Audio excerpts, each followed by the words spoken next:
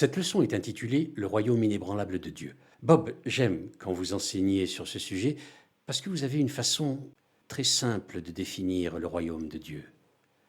Dites-nous pourquoi cette leçon est importante pour ce programme d'enseignement de Coram Deo.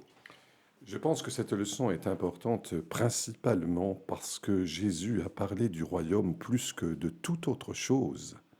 Et il s'y est focalisé. Et je pense que Jésus a clairement dit ce qu'était le royaume. Dans la prière que Jésus, c'est d'ailleurs la seule prière qu'il a enseignée à ses disciples, a prié que ton règne vienne. Comment? Que ta volonté soit faite. Le royaume est le lieu où la volonté de Dieu est faite. Le royaume est parfaitement présent dans les cieux. Pourquoi?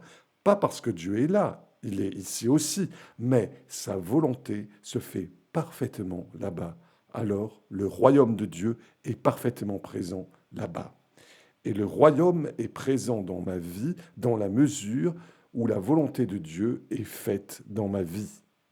On peut l'étendre jusqu'à la société. Le royaume de Dieu est présent dans la société dans la mesure où la volonté de Dieu est faite dans la société. Voulez-vous voir la venue du royaume? Très simple. Obéissez à la volonté de Dieu. Nous enseignons cela tous les trois et nous en sommes tous les trois passionnés. Scott, pourquoi aimez-vous enseigner sur ce sujet? Qu'est-ce qui vous passionne dans cette leçon? Je pense que le fait d'avoir grandi comme un jeune chrétien adolescent à l'université, c'était une sorte de boîte noire. Qu'est-ce que le royaume de Dieu? Ce n'était pas trop enseigné et donc je n'y pensais pas beaucoup. Quand j'ai enfin réalisé ce que vous disiez, Bob, combien Jésus a enseigné sur ce sujet, j'ai commencé à étudier ce qu'est le royaume de Dieu, ce que signifie ce concept, quel est le message du royaume. C'était comme la pierre de Rosette, la clé qui a tout déballé pour moi.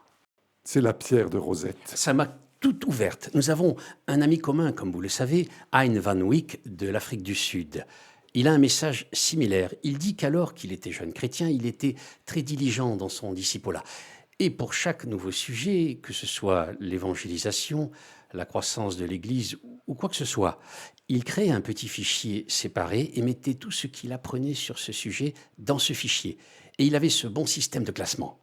Puis il commença à apprendre sur le royaume de Dieu. Alors il a créé un fichier dénommé le royaume de Dieu. Il a dit, après un certain temps, j'ai réalisé que cela n'allait pas fonctionner parce que le royaume de Dieu était l'ensemble des systèmes du fichier. Et je suis tout à fait d'accord avec cela. Je ne pense pas que nous puissions comprendre ce que signifie vivre en tant que chrétien, faire une différence dans nos sociétés, nos familles, nos cultures, sans une compréhension claire de ce concept central.